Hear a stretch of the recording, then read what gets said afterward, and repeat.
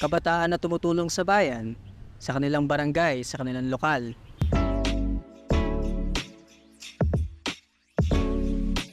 Sa tingin ko sa amin, oo. Kasi may mga local youth development council na tumutulong sa kanila para maramdaman namin sila.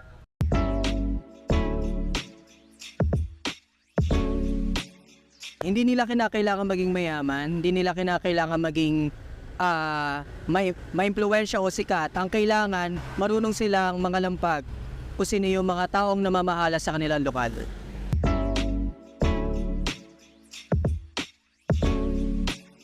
Siguro development, mga infrastructural development sa kanilang bayan, kung ano yung mga pagkukulang doon.